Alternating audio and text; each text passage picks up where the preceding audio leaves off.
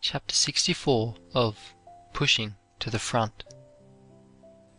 Chapter 64. Reading a Spur to Ambition. The great use in reading is for self-discovery. Inspirational, character-making, life-shaping books are the main thing.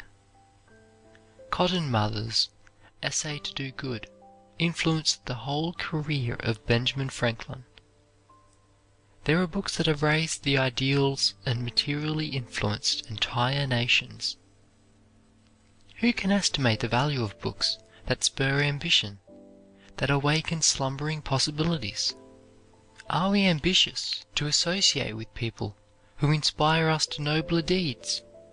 Let us then read uplifting books which stir us to make the most of ourselves. We all know how completely changed we sometimes are after reading a book which has taken a strong, vigorous hold upon us. Thousands of people have found themselves through the reading of some book, which has opened the door within them and given them the first glimpse of their possibilities. I know men and women whose whole lives have been molded, the entire trend of their careers completely changed, uplifted beyond their dreams by the books they have read. When Senator Peters of Alabama went to California on horseback in 1849, he took with him a Bible, Shakespeare, and Burns' poems. He said that those books read and thought about on the Great Plains forever after spoiled him for reading poorer books. The silence, the solitude, he said, and the strange flickering light of the campfire seemed to bring out the tremendous significance of those great books, and I treasure them today as my choicest possessions. Marshall Field and other proprietors of the great business houses of Chicago petitioned the school authorities for improved instruction along moral lines, affirming that the boys needed religious ideas to make them more reliable in business affairs. It has been said by President White of Cornell that the great thing needed to be taught in this country is truth, simple ethics, the distinction between right and wrong. Stress should be laid upon what is best in biography, upon noble deeds and sacrifices, especially those which show that the greatest man is not the greatest orator or the tricky politician. They are a curse. What we need is noble men. National loss comes as the penalty for frivolous boyhood and girlhood that gains no moral stamina from wholesome books. If youths learned to feed on the thoughts of the great men and women of all times, they will never again be satisfied with the common or low. They will never again be satisfied with mediocrity. They will aspire to something higher and nobler. A day which is passed without treasuring up some good thought is not well spent. Every day is a leaf in the book of life. Do not waste a day, any more than you would tear out leaves from the book of life. The Bible, such manuals as Daily Strength for Daily Needs, such books as Professor G.C. Everett's Ethics for Young People, Lucy Elliott Keeler's If I Were a Girl Again, Beauty Through Hygiene by Dr. Emma F. Walker, such essays as Robert L. Stevenson's Gentleman in his familiar studies of men and books, Munger's On the Threshold, John Ruskin's Sesame and Lilies. These are the books that make young men and maidens so trustworthy that the Marshall Fields and John Wanamakers want their aid in the conduct of great business concerns. Blessed are they who go much farther in later years, and who become familiar with those Olympian bards who sang divine ideas below, which always find us young and always keep us so.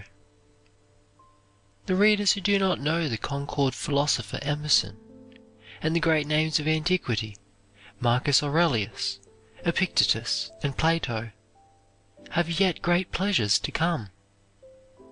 Aside from reading fiction, books of travel are of the best for mental diversion. Then there are nature studies, and science, and poetry, all affording wholesome recreation, all of an uplifting character, and some of them opening up study specialties of the highest order, as in the great range of books classified as natural science. The reading and study of poetry is much like the interest one takes in the beauties of natural scenery. Much of the best poetry is indeed a poetic interpretation of nature. Whittier and Longfellow and Bryant lead their readers to look on nature with new eyes, as Ruskin opened the eyes of Henry Ward Beecher. A great deal of the best prose is in style and sentiment of a true poetic character, lacking only the metrical form. To become familiar with Tennyson and Shakespeare and the brilliant catalogue of British poets is in itself a liberal education. Rolfe's Shakespeare is in handy volumes, and so edited as to be of most service. Palgrave's Golden Treasury, of the best songs and lyrical poems in the English language, was edited with the advice and collaboration of Tennyson. His Children's Treasury of lyrical poetry is most attractive. Emerson's Parnassus and Whittier's 3 Centuries of Song are excellent collections of the most famous poems of the ages. Of books of travel, here are a dozen titles where one might easily name 1,200. Edmondo de Amicis, Holland and its People, and his Constantinople. Frank T. Bullen's Cruise of the Cachalot Round the World After Sperm Whales. J. M. Hoppin's Old England. Clifton Johnson, Among English Hedgerows. W. D. Howell's Venetian Life, Italian Journeys. Irving's Sketchbook and the Alhambra. Henry James, Portraits of Places. Arthur Smith's Chinese Characteristics, and especially his Village Life in China. It would be impossible to list books more interesting and more useful than most fiction, which may be called nature studies. I will name a few books that will certainly incite the reader to search for more. Ernest Ingersoll's Book of the Ocean. Professor E. S. Holder's The Sciences, a reading book for children. Jean Mace's History of a Mouthful of Bread. E. A. Martin's Story of a Piece of Coal. Professor Charles A. Young's The Sun, revised edition 1895. Service's Astronomy, with an opera glass. Pleasures of the Telescope, The Skies and the Earth. Thoreau's Walden, or Life in the Woods. Mrs. F. T. Parsons Smith, Dana, According to Seasons, talks about the flowers in the order of their appearance in the woods and fields, describes wild flowers in order of blooming, with information about their haunts and habits. Also by the same author, How to Know the Wild Flowers, describes briefly more than 400 varieties common east of Chicago, grouping them by color. Seton Thompson's Wild Animals I Have Known, of which 100,000 copies have been sold. F. A. Lucas, Animals of the Past. Bradford Towey's Birds in the Bush and Everyday Birds. President D. S. Jordan's True Tales of Birds and Beasts. D. L. Sharp's A Watcher in the Woods. W. H. Gibson's Sharp Eyes. M. W. Morley's The Bee People. Never before was a practical substitute for a college education at home made so cheap, so easy, and so attractive. Knowledge of all kinds is placed before us in a most attractive and interesting manner. The best of the literature of the world is found today in thousands of American homes where 50 years ago it could only have been obtained by the rich. What a shame it is that under such conditions as these, an American should grow up ignorant, should be uneducated in the midst of such marvelous opportunities for self-improvement. Indeed, most of the best literature in every line today appears in the current periodicals, in the form of short articles. Many of our great writers spend a vast amount of time in the drudgery of travel and investigation in gathering material for these articles, and the magazine publishers pay thousands of dollars for what a reader can get for 10 or 15 cents. Thus, the reader secures for a trifle in periodicals or books the results of months and often years of hard work and investigation of our greatest writers. A New York millionaire, a prince among merchants, took me over his palatial residence on Fifth Avenue, every room of which was a triumph of the architect's, of the decorators, and of the upholsterer's art. I was told that the decorations of a single sleeping room had cost $10,000. On the walls were paintings secured at fabulous prices, and about the rooms were pieces of massive and costly furniture, and draperies representing a small fortune, and carpets on which it seemed almost sacrilege to tread covered the floors. But there was scarcely a book in the house. He had expended a fortune for physical pleasures, comforts, luxury, and display. It was pitiful to think of the physical surfeit and mental starvation of the children of such a home as that. When I went out, he told me that he came to the city a poor boy, with all his worldly possessions done up in a little red bandana. "I am a millionaire," he said, "but I want to tell you that I would give half I have today for a decent education." Many a rich man has confessed to confidential friends and his own heart that he would give much of his wealth, all if necessary, to see his son a manly man, free from the habits which abundance has formed and fostered, till they have culminated in sin and degradation and perhaps crime, and has realized that, in all his ample provision, he has failed to provide that which might have saved his son and himself from loss and torture: good books.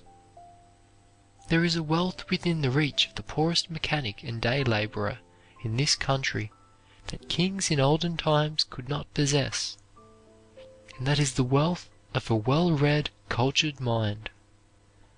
In this newspaper age, this age of cheap books and periodicals, there is no excuse for ignorance, for a coarse, untrained mind.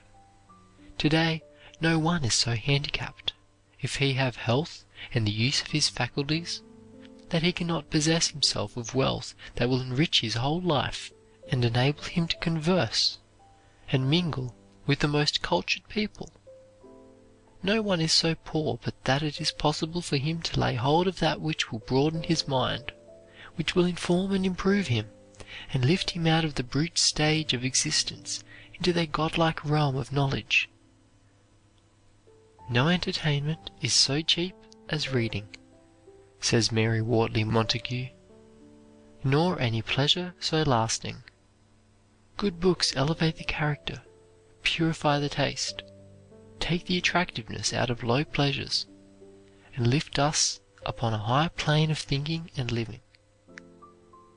A great part of what the British spend on books," says Sir John Lubbock, "they save in prisons and police."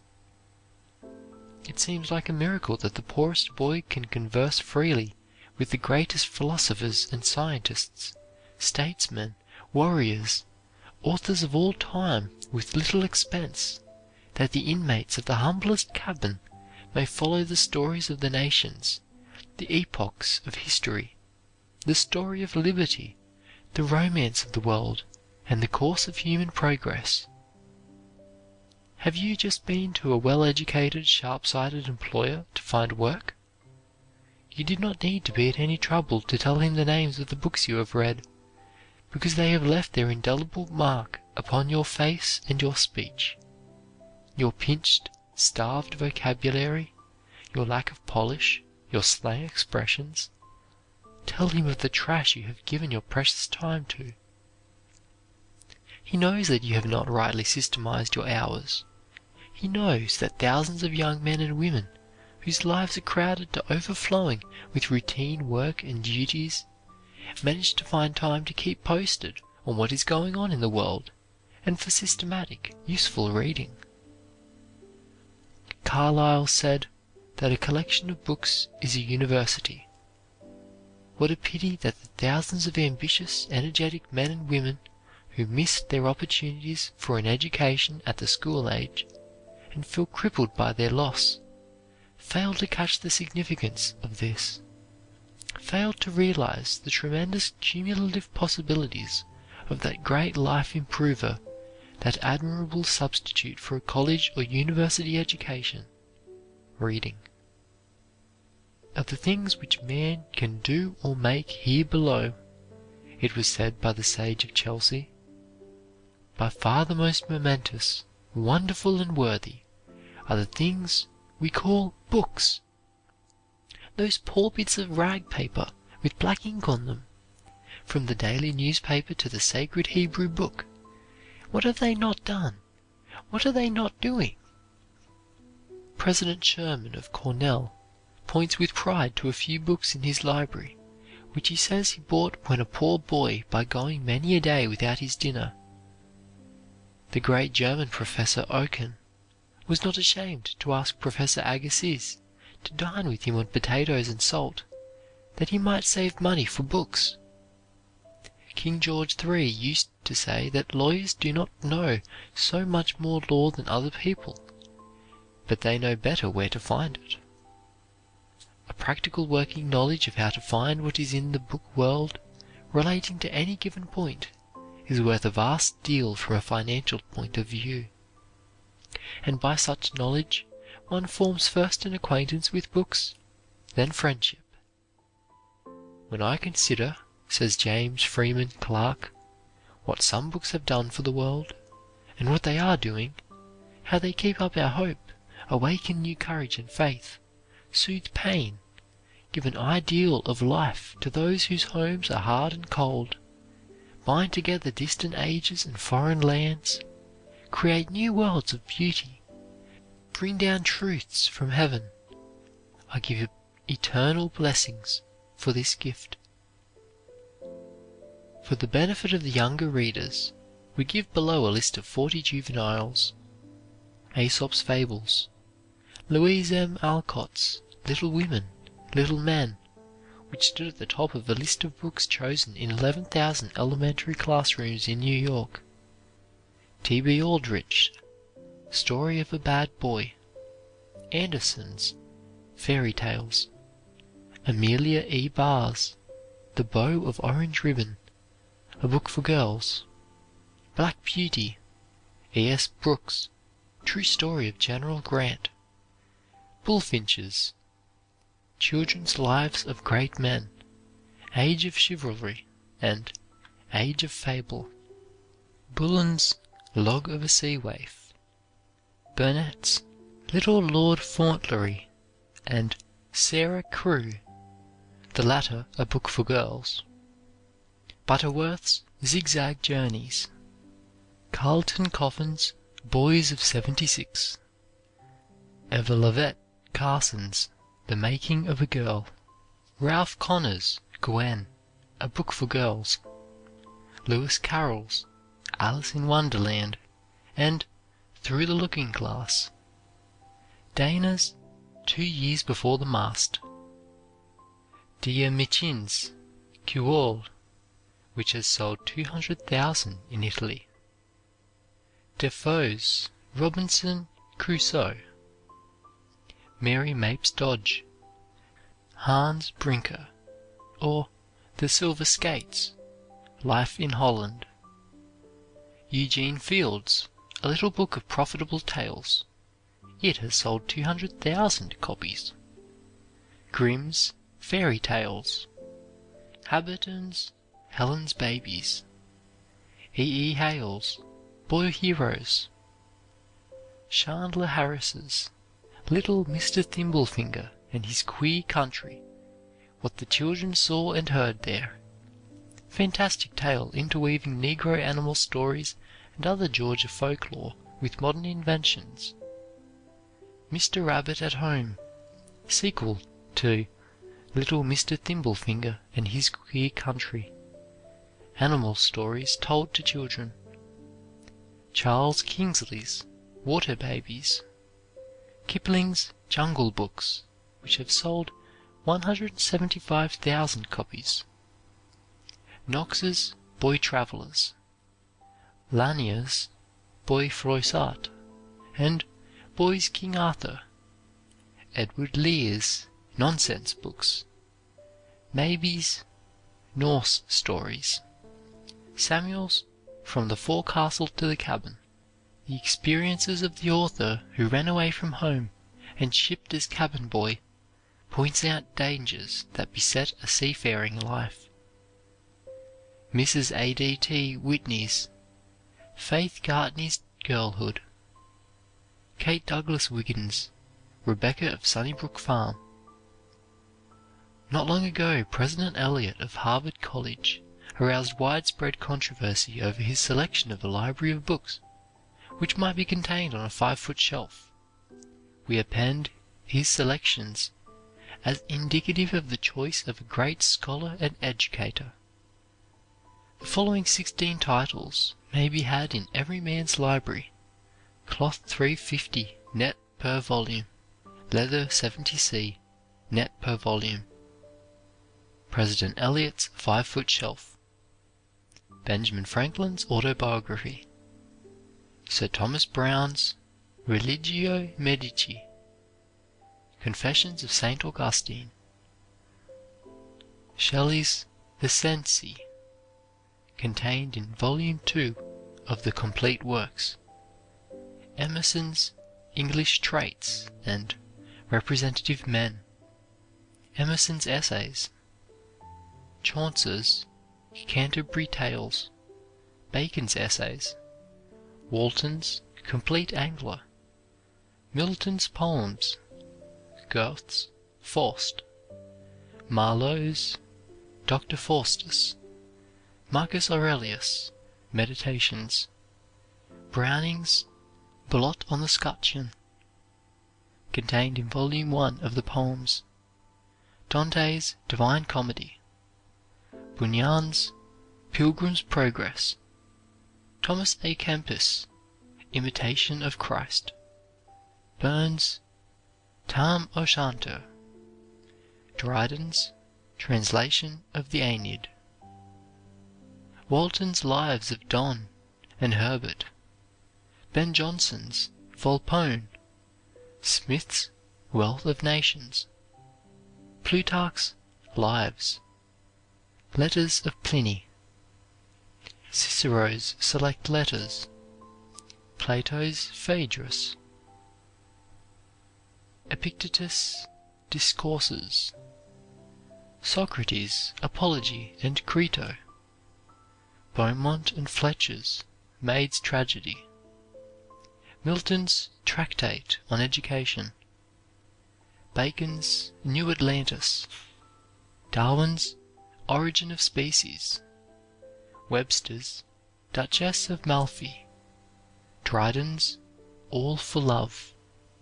Thomas Middleton's The Changeling. John Woolman's Journal. Arabian Nights. Tennyson's Becket. Penn's Fruits of Solitude. Milton's Areopagitica.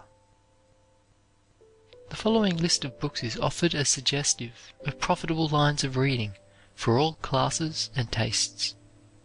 Books on Nature. Thoreau's Cape Cod, Maine Woods, Excursions.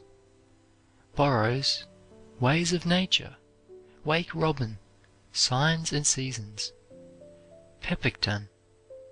Jeffrey's Life of the Fields, Wild Life in a Southern Country, and Idylls of Field and Hedgerow, Lubbock's Beauties of Nature, Maeterlinck's Life of the Bee, Thomson's My Winter Garden, Warner's My Summer in a Garden, Van Dyck's Little Rivers, Fisherman's Luck, White's The Forest, Mrs. Wright's Garden of a Commuter's Wife, Wordsworth's and Bryant's poems, novels descriptive of American life, Sim's The Partisan, Cooper's The Spy, Hawthorne's The House of the Seven Gables, Cable's Old Creole Days, The Grandissimes, Howell's The Rise of Silas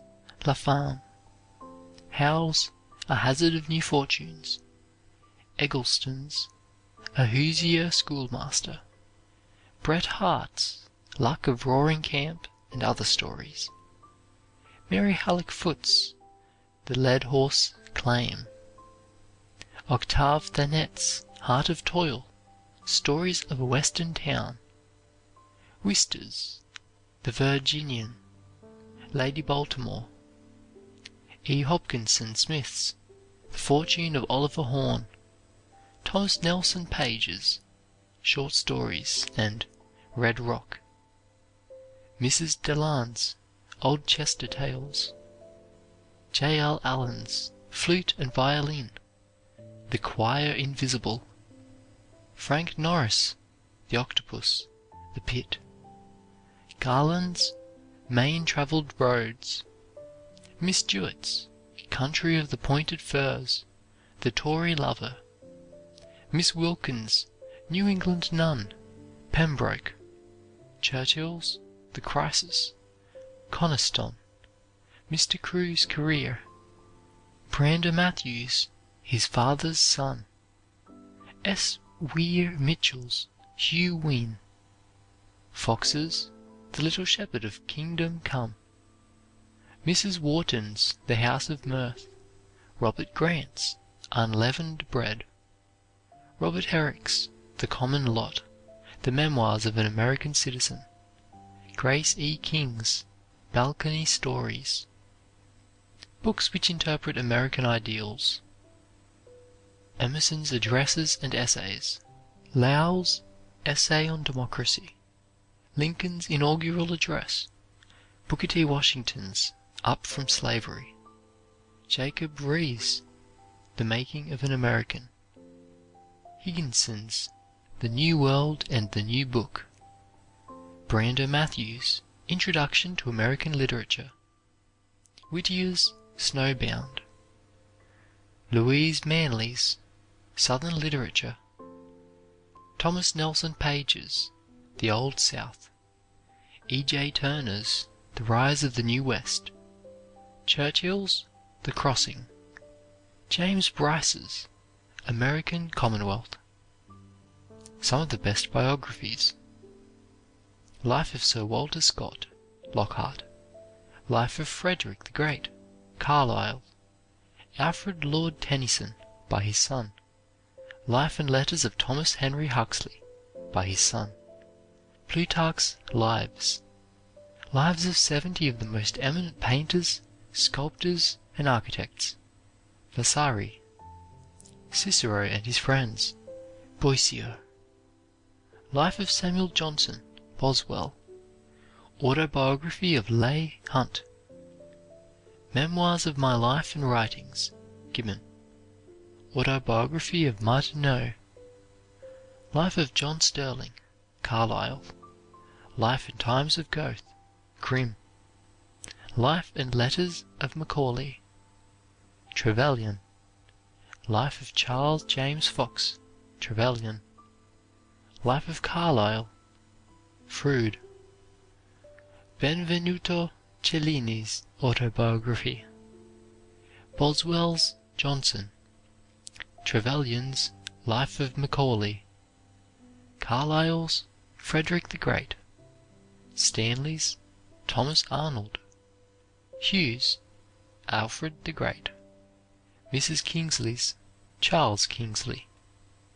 Lounsbury's Cooper. Greenslet's Lowell and Aldrich. Mims' Sidney Lanier. Wister's 7 Ages of Washington. Grant's Autobiography. Morley's Chatham. Harrison's Cromwell. W. Clark Russell's Nelson. Morse's Benjamin Franklin. 24 American Biographies. Abraham Lincoln, Shirts. Life of George Washington, Irving. Charles Eliot, Landscape Architect, Eliot. Nathaniel Hawthorne and his wife, Hawthorne. Henry Wadsworth Longfellow, Higginson. James Russell Lowell, Greenslet. Life of Francis Parkman, Farnham. Edgar Allan Poe, Woodbury. Autobiography of Joseph Jefferson. Walt Whitman, Perry. Life and Letters of Whittier, Picard. James Russell Lowell and his friends, Hale. George Washington, Wilson. Autobiography of Benjamin Franklin. Story of My Life, Helen Keller. Autobiography of a Journalist, Stillman. Autobiography of 70 Years, Howard. Life of Thomas Bailey Aldrich, Greenslet. Life of Alice Freeman Palmer, Palmer. Personal Memoirs, Grant. Memoirs, Sherman. Memoirs of Ralph Waldo Emerson, Cabot. Sidney Lanier, Mims. Life of J. Fenimore Cooper, Lounsbury.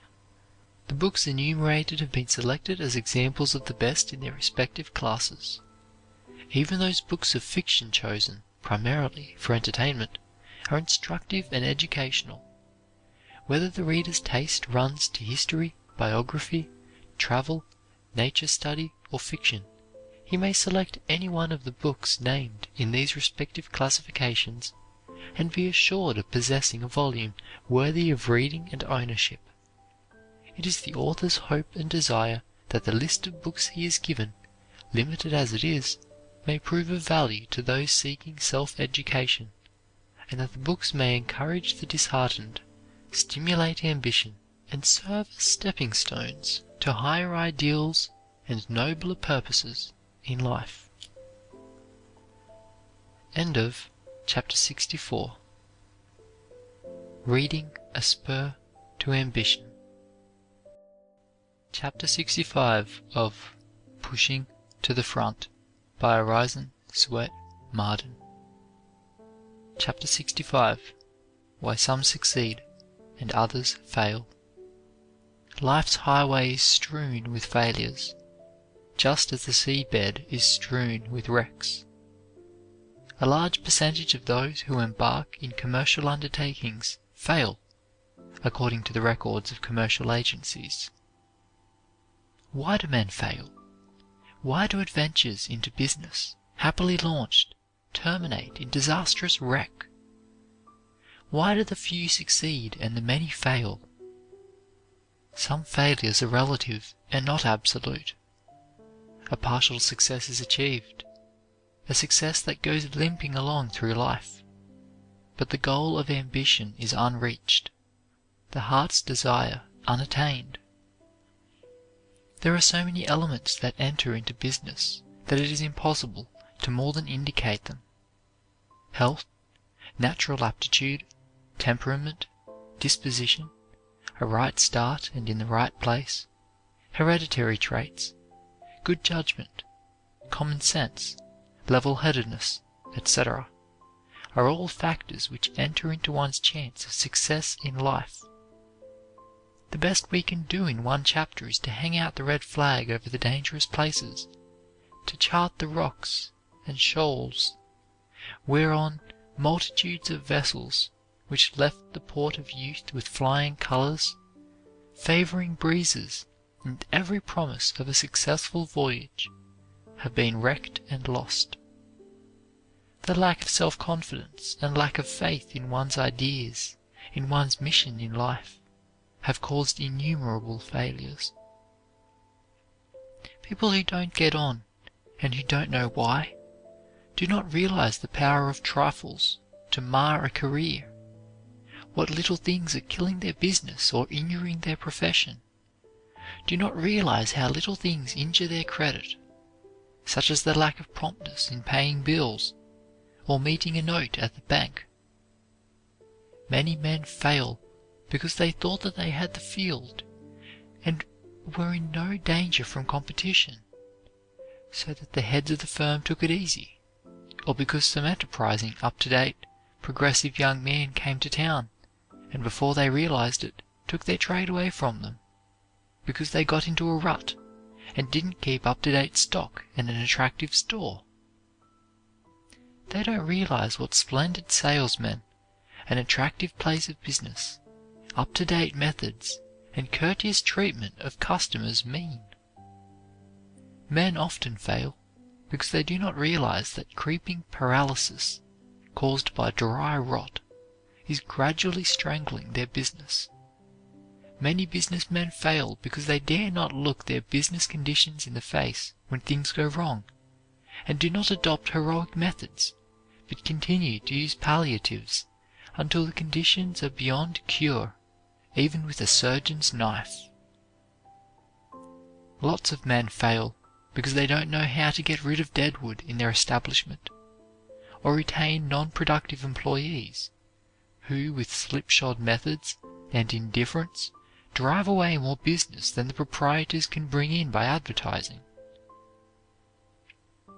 Many other men fail because they tried bluff in place of capital and proper training, or because they didn't keep up with the times. Lots of young people failed to get ahead and plod along in mediocrity because they never found their place. They are round pegs in square holes. Others are not capable of coping with antagonism. Favoritism of proprietors and managers has killed many a business. A multitude of men fail to get on because they take themselves too seriously. They deliver their goods in a hearse, employ surly, unaccommodating clerks.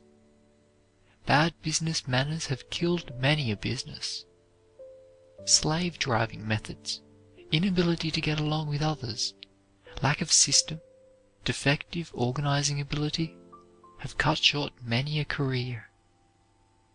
A great many men are ruined by sidelines, things outside their regular vocation. Success depends upon efficiency, and efficiency is impossible without intense, persistent concentration. Many traveling men think that they can pick up a little extra money and increase their income by taking up some sideline. But it is always the small man, never the big one, who has a sideline. Many of these men remain small and are never able to rise to a big salaried position because they split up their endeavor, dissipate their energy. Sidelines are dangerous because they divert the mind, scatter effort, and nothing great can be accomplished without intense concentration. Many people are always driving success away from them by their antagonistic manner and their pessimistic thought. They work for one thing, but expect something else.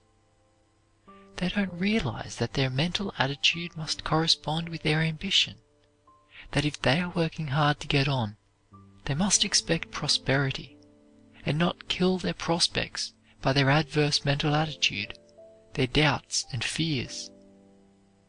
Lots of men are ruined by a sure thing, an insider tip, buying stocks on other people's judgment. Many people fail because they lose their grit after they fail, or when they get down, they don't know how to get up. Many are victims of their moods, slaves of despondency. Courage and an optimistic outlook upon life are imperative to the winner. Fear is fatal to success. Many a young man fails because he cannot multiply himself in others, cannot delegate his work, is lost in detail. Other men fail in an attempt to build up a big business. Their minds are not trained to grasp large subjects, to generalize, to make combinations. They are not self-reliant, depending upon other people's judgment and advice. Many a man who works hard himself does not know how to handle men, and does not know how to use other people's brains. Thousands of youths fail to get on because they never fall in love with their work. Work that is drudgery never succeeds. 50 years ago, a stable boy cleaned the horses of a prosperous hotel proprietor who drove into Denver for supplies. That boy became governor of Colorado, and later the hotel keeper, with shattered fortunes, was glad to accept a place as watchman at the hand of the former stable boy. Life is made up of such contrasts. Every successful man, in whatever degree and in whatever line, has at every step of his life been on seemingly equal terms with hundreds of his fellows who, later, reached no such measure of success as he. Every miserable failure has had at some time as many chances and at least as much possibility of cultivating the same qualities as the successful people have had at some time in their lives. Since humble birth and handicaps of every sort and degree have not prevented success in the determined man, since want has often spurred to needed action and obstacles, but train to higher leaping, why should men fail? What causes the failures and half-successes that make up the generality of mankind? The answer is manifold, but its lesson is plain. As one writer has expressed it, every mainspring of success is a mainspring of failure when wound around the wrong way. Every opportunity for advancement, for climbing for success, is just as much an opportunity for failure. Every success quality can be turned to one's disadvantage through excessive development or wrong use. No matter how broad and strong the dike may be, if a little hole lets the water through, ruin and disaster are sure. Possession of almost all the success qualities may be absolutely nullified by one or two faults or vices. Sometimes one or two masterful traits of character will carry a person to success, in spite of defects that are a serious clog. The numerous failures who wish always to blame their misfortunes upon others or upon external circumstances find small comfort in statistics compiled by those who have investigated the subject. In analyzing the causes of business failure in a recent year, Bradstreet's found that 7/10 were due to faults of those failing, and only 3/10 to causes entirely beyond their control. Faults causing failure, with percent of failures caused by each, are given as follows: incompetence, 19%; inexperience, 7.8%; lack of capital, 30.3%; unwise granting of credit, 3.6%; speculation, 2.3%. It may be explained that lack of capital really means attempting to do too much with inadequate capital. This is a purely commercial analysis of purely commercial success. Character delinquencies must be read between the lines.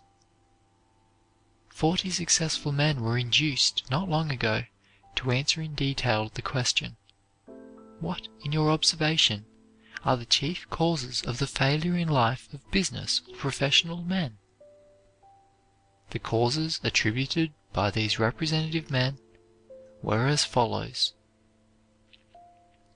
bad habits, bad judgment, bad luck, bad associates, carelessness of details, constant assuming of unjustifiable risks, desire to become rich too fast, drinking, dishonest dealings, desire of retrenchment, dislike to say no at the proper time, disregard of the golden rule, drifting with the tide, expensive habits of life, extravagance, envy, failure to appreciate one's surroundings, failure to grasp one's opportunities, frequent changes from one business to another, fooling away of time in pursuit of a so-called good time, gambling, inattention, incompetent assistance, incompetency, indolence, jealousy, lack of attention to business, of application, of adaptation, of ambition, of business methods, of capital, of conservatism, of close attention to business, of confidence in self, of careful accounting, of careful observation, of definite purpose, of discipline in early life, of discernment of character, of enterprise, of energy, of economy, of faithfulness, of faith in one's calling, of industry, of integrity, of judgment, of knowledge of business requirements, of manly character, of natural ability, of perseverance, of pure principles, of pure courtesy toward people, of purpose, of pluck, of promptness in meeting business engagements, of system, late hours, living beyond one's income, leaving too much to one's employees, neglect of details, no inborn love for one's calling, overconfidence in the stability of existing conditions, procrastination, speculative mania, self-indulgence in small vices, studying ease rather than vigilance, social demoralization, thoughtless marriages, trusting one's work to others, undesirable location, unwillingness to pay the price of success, unwillingness to bear early privations, waste, yielding too easily to discouragement. Surely here is material enough for 100 sermons if one cared to preach them. Without attempting to discuss all these causes of failure, some few may be profitably examined. No youth can hope to succeed who is timid, who lacks faith in himself, who has not the courage of his convictions, and who always seeks for certainty before he ventures. Self-distrust is the cause of most of our failures, said one. In the assurance of strength there is strength, and they are the weakest, however strong, who have no faith in themselves or their powers. The ruin which overtakes so many merchants, said another, is due not so much to their lack of business talent as to their lack of business nerve.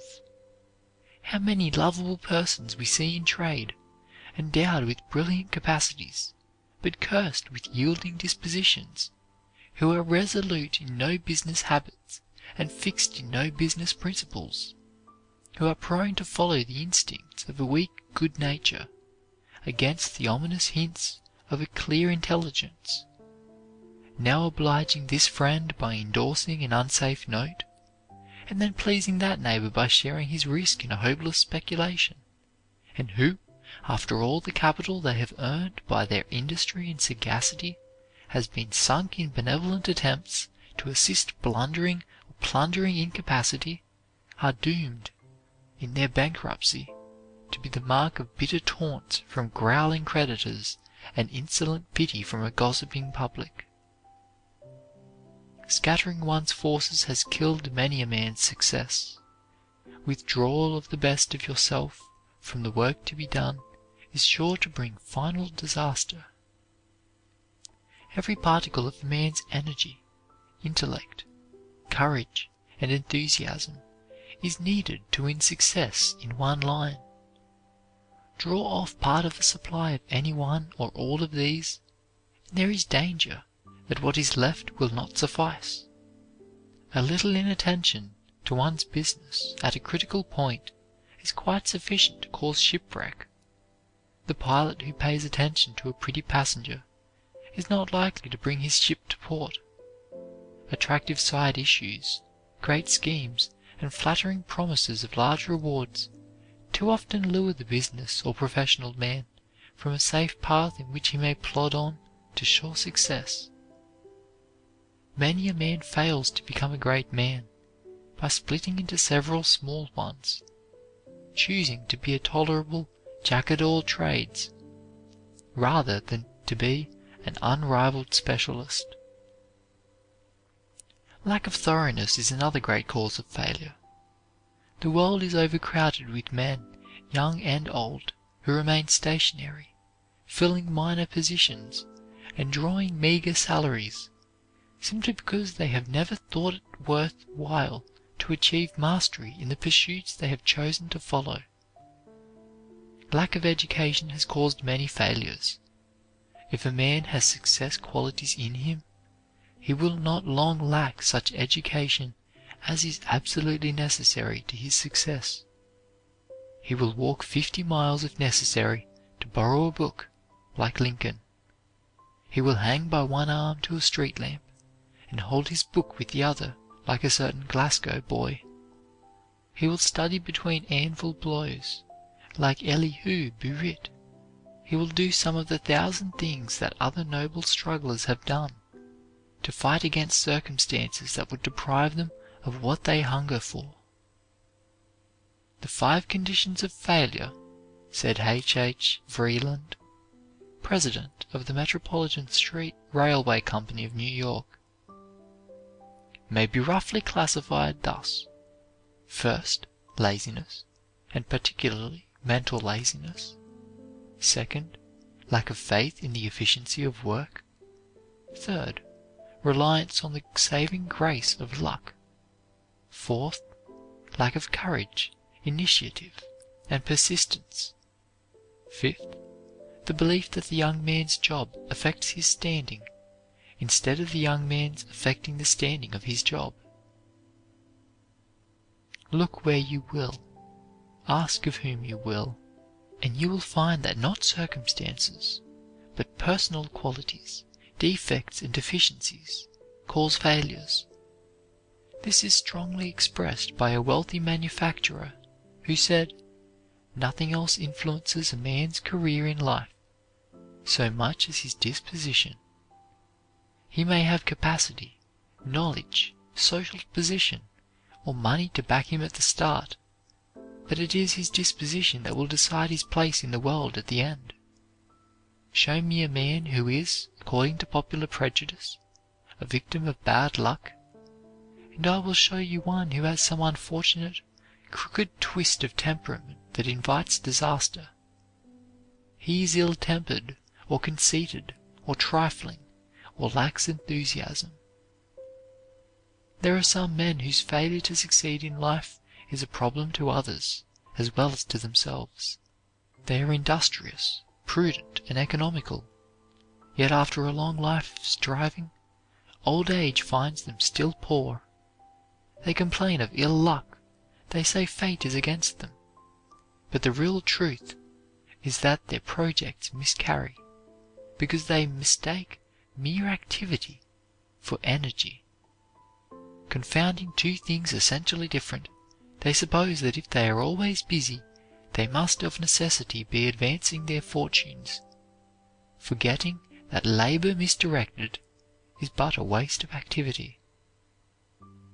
The worst of all foes to success is sheer, downright laziness. There is no polite synonym for laziness. Too many young men are afraid to work. They are lazy. They aim to find genteel occupations, so that they can dress well and not soil their clothes, and handle things with the tips of their fingers. They do not like to get their shoulders under the wheel, and they prefer to give orders to others, or figure as masters, and let someone else do the drudgery. there is no place in this century for the lazy man. He will be pushed to the wall. Labor ever will be the inevitable price for everything that is valuable. A metropolitan daily newspaper not long ago invited confessions by letter from those who felt that their lives had been failures. The newspaper agreed not to disclose the name or identity of any person making such a confession, and requested frank statements. 2 questions were asked. Has your life been a failure? Has your business been a failure? Some of the replies were pitiable in the extreme. Some attributed their failures to a cruel fate which seemed to pursue them and thwart all their efforts. Some to hereditary weaknesses, deformities, and taints. Some to a husband or a wife. Others to inhospitable surroundings and cruel circumstances. It is worthy of note that not one of these failures mentioned laziness as a cause. Here are some of the reasons they did give. JPT considered that his life was a failure from too much genius. He said he thought he could do anything, and therefore he couldn't wait to graduate from college, but left and began the practice of law, was principal of an academy, overworked himself, and had too many irons in the fire. He failed, he said, from dissipating his energies and having too much confidence in them. Rutherford said he had 4 chances to succeed in life, but lost them all. The first cause of his failure was lack of perseverance. He tired of the sameness and routine of his occupation. His second shortcoming was too great liberality, too much confidence in others. Third, economy was not in his dictionary. Fourth, I had too much hope, even in the greatest extremities. Fifth, I believed too much in friends and friendships. I couldn't read human nature, and did not make allowance enough for mistakes. Sixth, I never struck my vocation. Seventh, I had no one to care for, to spur me on to do something in the world. I am 70 years old, never drank, never had bad habits, always attended church, but I am as poor as when I started for myself. GCS failed dismally. My weakness was building air castles. I had a burning desire to make a name in the world, and came to New York from the country. Rebuffed, discouraged, I drifted. I had no heart for work. I lacked ability and push, without which no life can be a success. Lacked ability and push. Push is ability. Laziness is lack of push. Nothing can take the place of push. Push means industry and endurance and everlasting stick-to-itiveness. A somewhat varied experience of men has led me, the longer I live, said a great man, to set less value on mere cleverness, to attach more and more importance to industry and physical endurance. Goethe said that industry is 9/10 of genius, and Franklin that diligence is the mother of good luck. 1,000 other tongues and pens have lauded work. Idleness and shiftlessness may set down as causing a large part of the failures of the world. On every side we see persons who started out with good educations and great promise, but who have gradually gone to seed. Their early ambition oozed out, their early ideals gradually dropped to lower standards. Ambition is a spring that sets the apparatus going. All the parts may be perfect, but the lack of a spring is a fatal defect. Without wish to rise, desire to accomplish, and to attain, no life will succeed largely. Chief among the causes which bring positive failure or a disappointing portion of half success to thousands of honest strugglers is vacillation, said Thomas B. Bryan. Many a businessman has made his fortune by promptly deciding at some nice juncture to expose himself to a considerable risk. Yet many failures are caused by ill-advised changes and causeless vacillation of purpose. The vacillating man, however strong in other respects, is always pushed aside in the race of life by the determined man, the decisive man, who knows what he wants to do and does it. Even brains must give way to decision. One could almost say that no one ever failed that was steadfastly devoted to one aim, if that aim were not in itself unworthy. I am a great believer in a college education, but a great many college graduates have made failures of their lives who might have succeeded had they not gone to college, because they depended upon theoretical, impractical knowledge to help them on, and were not willing to begin at the bottom after graduation. On every hand we see men who did well in college, but who do very poorly in life. They stood high in their classes, were conscientious, hard workers, but somehow when they get out into life, they do not seem able to catch on. They are not practical. It would be hard to tell why they never get ahead, but there seems to be something lacking in their makeup, some screw loose somewhere. These brilliant graduates, but indifferently successful men, are often enigmas to themselves. They don't understand why they don't get on. There is no doubt that ill health is often the cause of failure, but this is often due to a wrong mental attitude, wrong thinking. The pessimistic, discouraged mental attitude is very injurious to good health. Worry, fear, anxiety, jealousy, extreme selfishness poison the system so that it does not perform its functions perfectly, and will cause much ill health. A complete reversal of the mental attitude would bring robust health to multitudes of those who suffer from poor health. If people would only think right and live right, ill health would be very rare.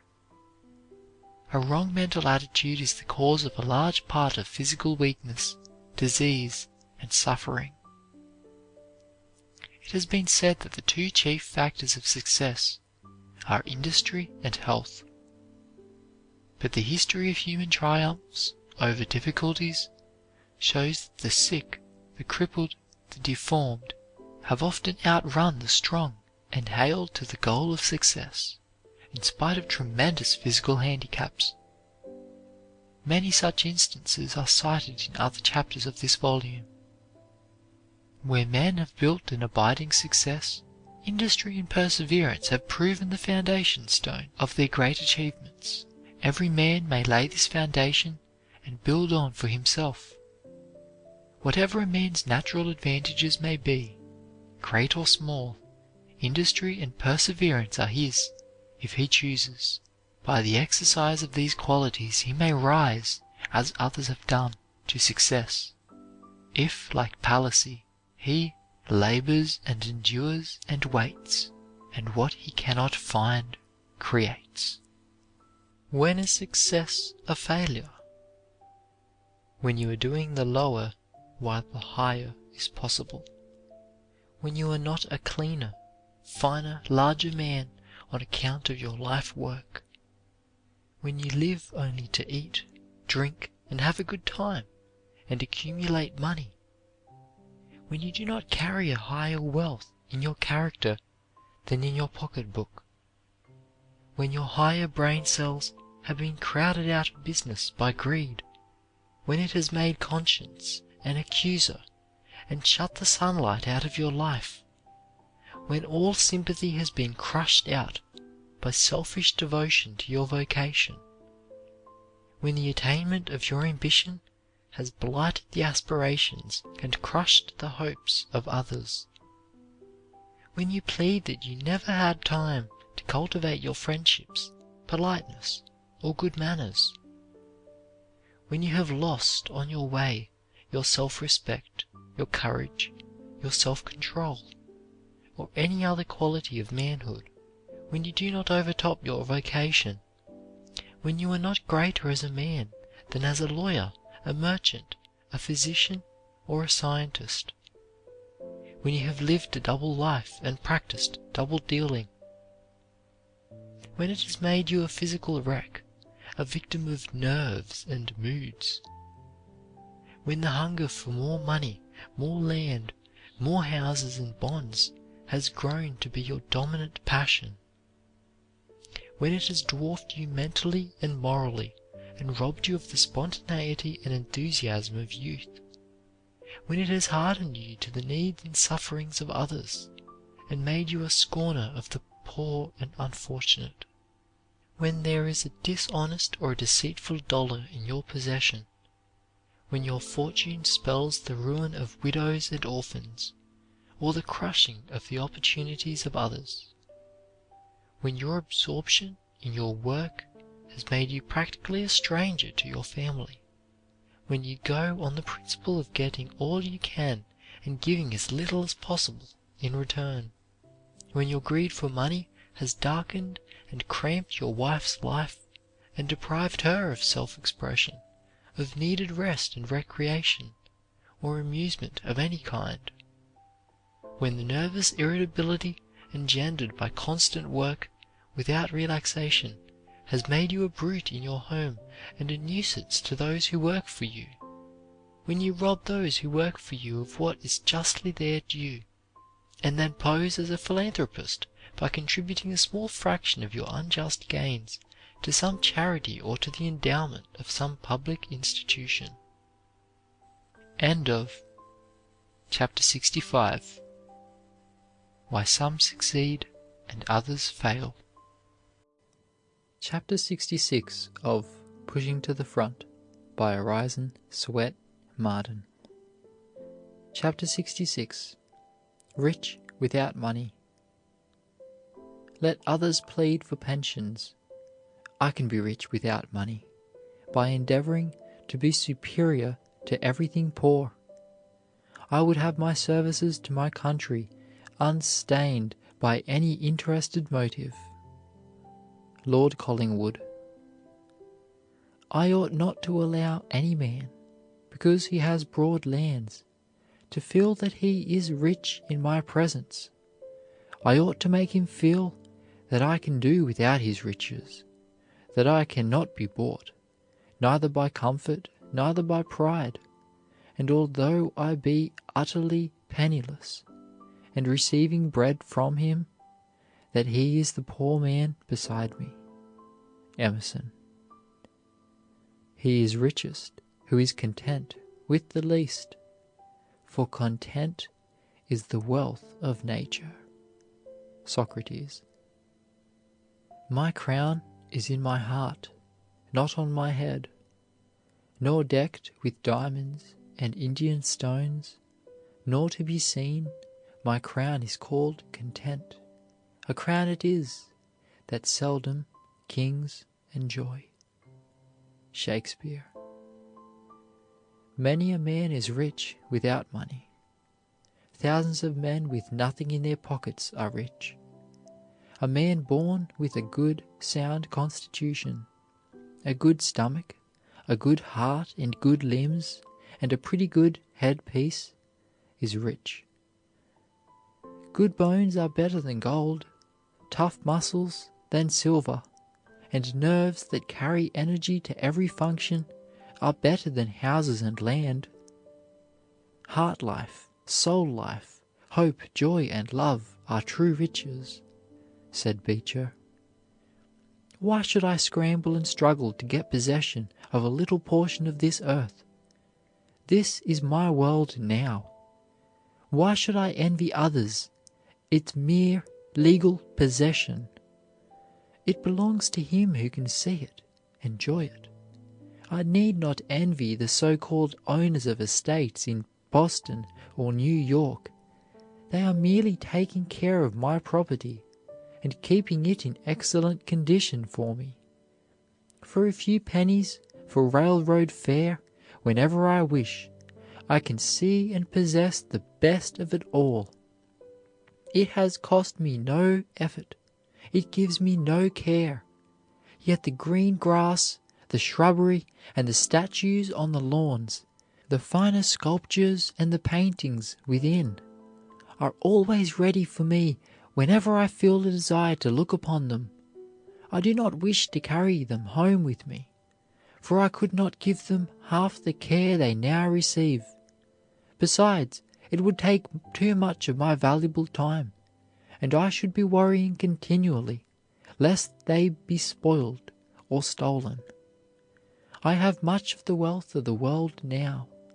It is all prepared for me without any pains on my part. All around me are working hard to get things that will please me, and competing to see who can give them the cheapest. The little that I pay for the use of libraries, railroads, galleries, parks, is less than it would cost to care for the least of all I use. Life and landscape are mine. The stars and flowers, the sea and air, the birds and trees. What more do I want? All the ages have been working for me. All mankind are my servants. I am only required to feed and clothe myself. An easy task in this land of opportunity. A millionaire pays a big fortune for a gallery of paintings, and some poor boy or girl comes in with open mind and poetic fancy and carries away a treasure of beauty which the owner never saw. A collector bought at public auction in London for 157 guineas an autograph of Shakespeare, but for nothing a schoolboy can read and absorb the riches of Hamlet. Want is a growing giant, whom the coat of have was never large enough to cover. A man may as soon fill a chest with grace, or a vessel with virtue, says Phillips Brooks, as a heart with wealth. Shall we seek happiness through the sense of taste or of touch? Shall we idolize our stomachs and our backs?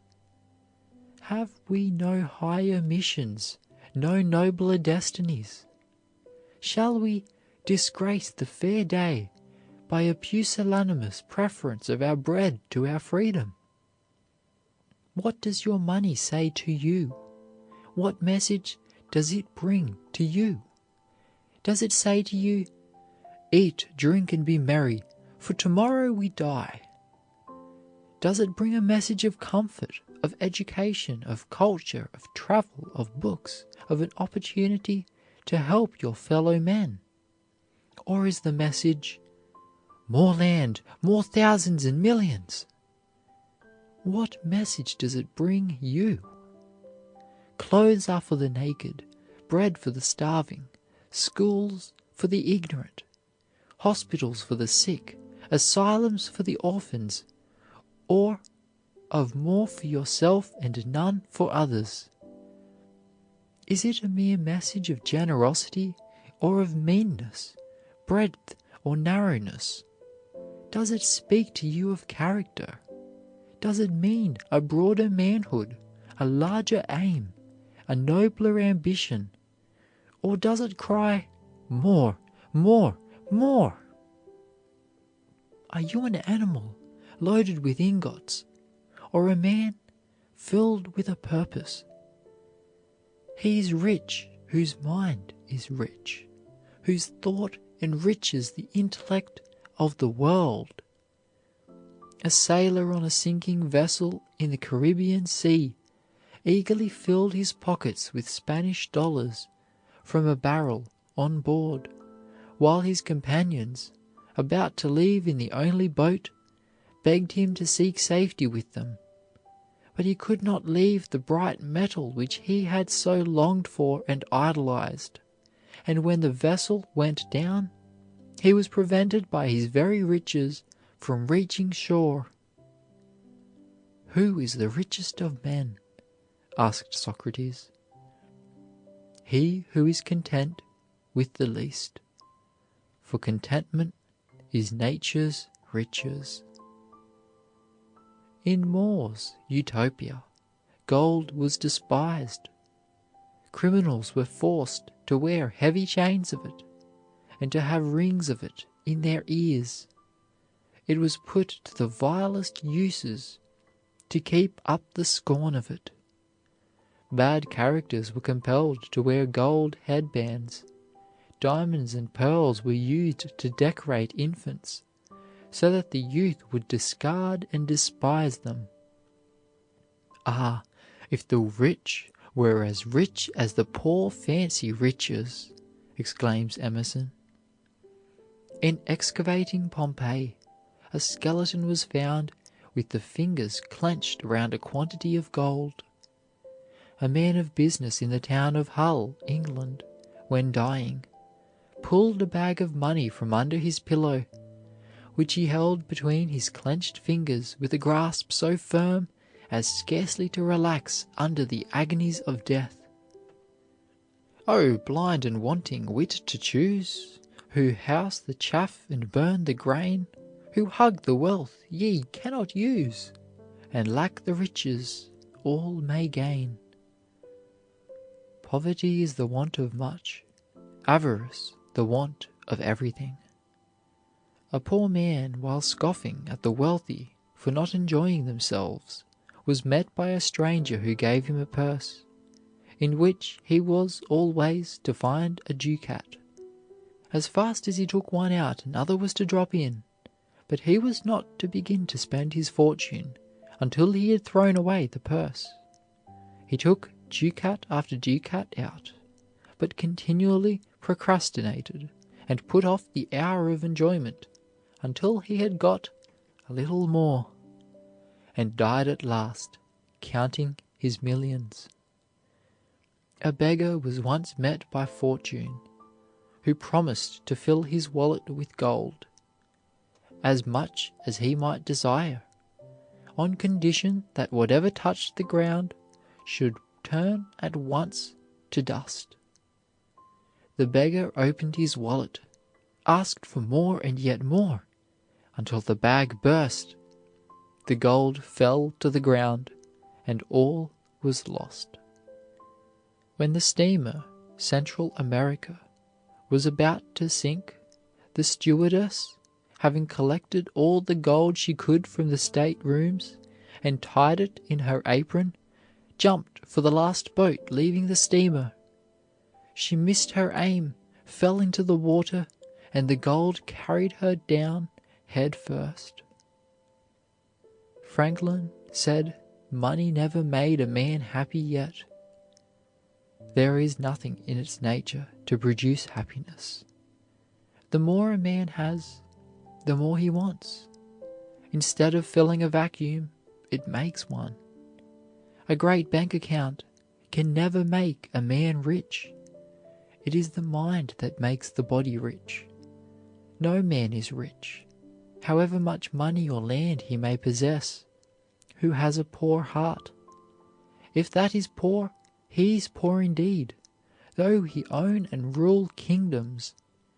He is rich or poor according to what he is, not according to what he has. Some men are rich in health, in constant cheerfulness, in a mercurial temperament, which floats them over troubles and trials enough to sink a shipload of ordinary men. Others are rich in disposition, family, and friends. There are some men so amiable that everybody loves them, so cheerful that they carry an atmosphere of jollity about them. The human body is packed full of marvelous devices, of wonderful contrivances, of infinite possibilities for the happiness and enrichment of the individual. No physiologist, inventor, nor scientist has ever been able to point out a single improvement even in the minutest detail, in the mechanism of the human body. No chemist has ever been able to suggest a superior combination in any one of the elements which make up the human structure. One of the first great lessons of life is to learn the true estimate of values. As the youth starts out in his career, all sorts of wares will be imposed upon him, and all kinds of temptations will be used to induce him to buy. His success will depend very largely upon his ability to estimate properly, not the apparent, but the real value of everything presented to him.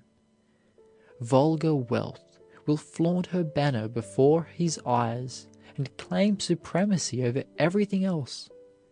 1,000 different schemes will be thrust into his face, with their claims for superiority. Every occupation and vocation will present its charms and offer its inducements in turn. The youth who would succeed must not allow himself to be deceived by appearance, but must place the emphasis of life upon the right thing.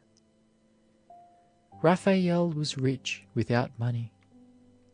All doors opened to him, and he was more than welcome everywhere.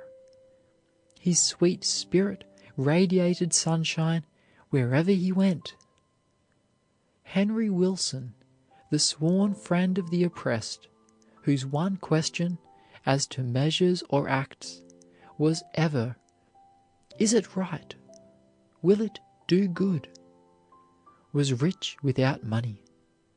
So scrupulous had this Natick cobbler been not to make his exalted position a means of worldly gain, that when he came to be inaugurated as vice president of the country, he was obliged to borrow of his fellow senator, Charles Sumner, $100 to meet the necessary expenses of the occasion.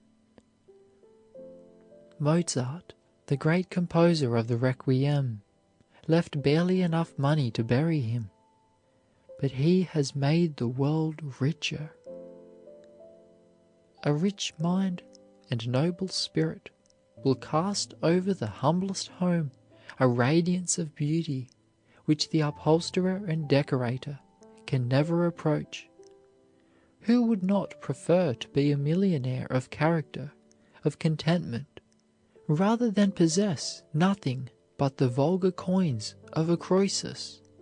Whoever uplifts civilization, though he die penniless, is rich, and future generations will erect his monument. An Asiatic traveler tells us that one day he found the bodies of 2 men laid upon the desert sand beside the carcass of a camel.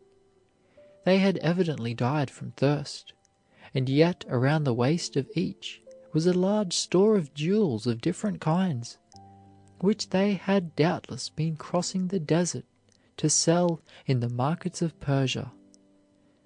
The man who has no money is poor, but one who has nothing but money is poorer. He only is rich who can enjoy without owning. He is poor who, though he have millions, is covetous. There are riches of intellect, and no man with an intellectual taste can be called poor. He is rich as well as brave, who can face compulsory poverty and misfortune with cheerfulness and courage. We can so educate the willpower that it will focus the thoughts upon the bright side of things and upon objects which elevate the soul, thus forming a habit of happiness and goodness which will make us rich. The habit of making the best of everything and of always looking on the bright side is a fortune in itself. He is rich who values a good name above gold. Among the ancient Greeks and Romans, honor was more sought after than wealth. Rome was imperial Rome no more when the imperial purple became an article of traffic. Diogenes was captured by pirates and sold as a slave. His purchasers released him, giving him charge of his household and of the education of his children. Diogenes despised wealth and affectation, and lived in a tub. "Do you want anything?" asked Alexander the Great, greatly impressed by the abounding cheerfulness of the philosopher under such circumstances. "Yes," replied Diogenes, "I want you to stand out of my sunshine, and not take from me what you cannot give me." "Were I not Alexander," exclaimed the great conqueror, "I would be Diogenes." "Do you know, sir," said a devotee of Mammon to John Bright, "that I am worth 1,000,000 sterling?" "Yes," said the irritated but calm-spirited respondent, "I do, and I know that it is all you are worth." What power can poverty have over a home where loving hearts are beating with a consciousness of untold riches of the head and heart? St. Paul was never so great as when he occupied a prison cell under the streets of Rome, and Jesus Christ reached the height of his success when, smitten, spat upon, tormented, and crucified, he cried in agony, and yet with triumphant satisfaction, "It is finished." Don't start out in life with a false standard. A truly great man makes official position and money and houses and estates look so tawdry, so mean and poor, that we feel like sinking out of sight with our cheap laurels and our gold. One of the great lessons to teach in this century of sharp competition and the survival of the fittest is how to be rich without money, and to learn how to live without success according to the popular standard. In the poem, "The Changed Cross," a weary woman is represented as dreaming that she was led to a place where many crosses lay, crosses of diverse shapes and sizes. The most beautiful one was set in jewels of gold. It was so tiny and exquisite that she changed her own plain cross for it, thinking she was fortunate in finding one so much lighter and lovelier. But soon her back began to ache under the glittering burden, and she changed it for another, very beautiful and entwined with flowers. But she soon found that underneath the flowers were piercing thorns which tore her flesh. At last she came to a very plain cross, without jewels, without carving, and with only the word "Love" inscribed upon it. She took this one up, and it proved the easiest and best of all. She was amazed, however, to find that it was her old cross, which she had discarded. It is easy to see the jewels and the flowers in other people's crosses, but the thorns and heavy weight are known only to the bearers. How easy other people's burdens seem to us compared with our own! We do not realize the secret burdens which almost crush the heart, nor the years of weary waiting for delayed success, the aching heart's longing for sympathy, the hidden poverty, the suppressed emotion in others' lives. William Pitt, the great commoner, considered money as dirt beneath his feet, compared with the public interest and public esteem. His hands were clean. The object for which we strive tells the story of our lives. Men and women should be judged by the happiness they create in those around them. Noble deeds always enrich, but millions of mere dollars may impoverish.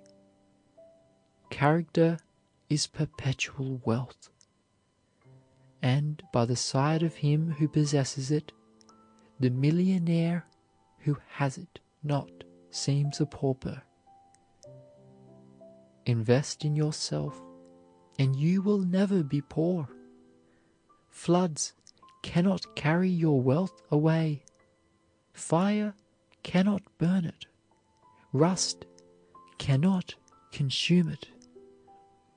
If a man empties his purse into his head, says Franklin, no man can take it from him. An investment in knowledge always pays the best interest. However it be, it seems to me, 'tis only noble to be good. Kind hearts are more than coronets, and simple faith than Norman blood. Tennyson. End of chapter 66. Rich without money. End of book. Pushing to the Front by Orison Swett Marden.